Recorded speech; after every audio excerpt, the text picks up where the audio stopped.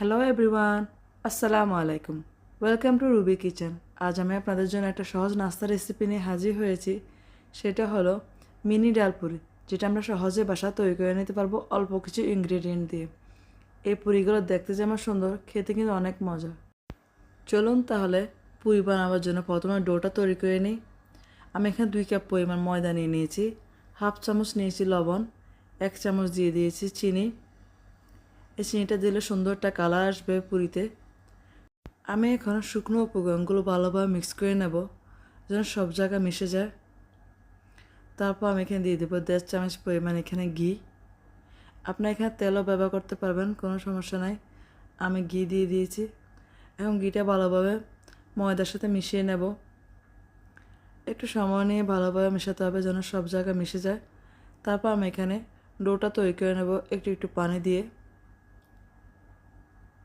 একসঙ্গে বেশি পানি দেওয়া যাবে না, তাহলে আপনার পরিমাণটা বুঝতে পারবেন না যে কতটুকু পানির প্রয়োজন হবে। সেই জন্য অল্প অল্প পানি দিয়ে খামিরটা বানিয়ে নেবেন। আমি এখানে 2 কাপ পরিমাণ ময়দা নিয়েছিলাম, আর পানির প্রয়োজন হয়েছে আমার 1 কাপের চেয়ে কম। 1 কাপ পুরো পানি লাগে নাই। আপনারা এভাবে চেক করে নেবেন। আমার দেখেন এখানে 2 থেকে 3 চামচ পরিমাণ পানি বেঁচে গেছে। এখন আমি ডোটাকে রেস্টে রেখে দেবো। আমি এখন ডাল পুরির জন্য পুরটা তৈরি করে নেব। তার জন্য আমি এখানে 80 গ্রাম পরিমাণ এখানে মসুরির ডালটা আমি সিদ্ধ করে জুড়া করে নিয়েছি। তারপর এখানে শুকনো মরিচ আমি তেলে লবণের সঙ্গে মিশিয়ে আমি এখানে দিয়ে দিয়েছি। আমার এখন কিন্তু পুরটা রেডি। আমি এখন লিচি কেটে নেব। তার জন্য আমি এখানে ডোটাকে তৈরি করে নিচ্ছি।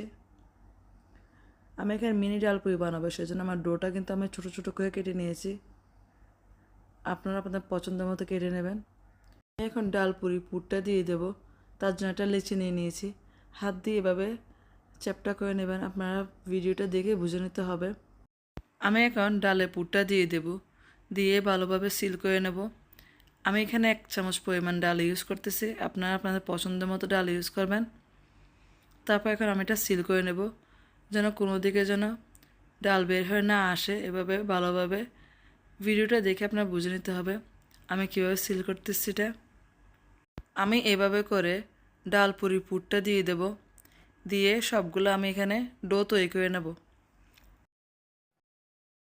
আমি এখন ডাল পুরিগুলো বেলে নেব। আওতা হাতে যেন বেশি চাপ না খায় এরকমভাবে আপনারা বেলতে হবে। আপনার ভিডিওতে দেখেন আমি কিভাবে করে করতেছি। এভাবে করে সবগুলো আমি ডাল পুরি বানিয়ে নেব।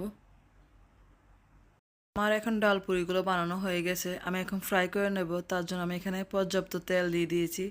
তেলটা গরম হওয়ার পর আমি এখানে এক এক করে পুরি দিয়ে দেব। আমি এখানে 4টা পুরি একসঙ্গে ভাজতেছি। আপনারা চাইলে 5টাও ভাজতে পারবেন। তারপর এখানে মিডিয়াম ফ্লেমে আপনারা পুরিটাকে একটু সময় নিয়ে ভাজতে হবে। বেশি জালের মধ্যে পুরিটা দিলে উপর দিয়ে ক্রিস্পি ভাবটা আসবে না, পুরিটা পুড়ে যাবে। আমার এখানে পুরিগুলো ভাজা হয়ে গেছে। আর পুরিগুলো গোল্ডেন কালার চলে আসার পর আমি পুরিগুলো উঠিয়ে নিয়েছি। এখন আমি একই প্রসেসে বাকি পুরিগুলো ভেজে নেব। আমি একসঙ্গে আবারও 4টা পুরি দিয়ে দিয়েছি। আমার পুরিগুলো ভাজা হয়ে গেছে। আপনারা দেখতেই পারছেন পুরির কালারটা কী লোভনীয়। পুরিটা দেখতে যেমন সুন্দর, খেতে কিন্তু অনেক মজা ছিল। আপনারা এবার বাসা ট্রাই করবেন, দেখবেন পুরিগুলো কিন্তু খেতে অনেক ভালো লাগে। আমি এখন পুরিটা ভেঙে দেখাবো আপনাদেরকে পুরিটা কেমন হলো। আর আজকের যদি রেসিপিটা ভালো লেগে থাকে তাহলে একটা লাইক দিয়ে চ্যানেলটা সাবস্ক্রাইব করে দিবেন।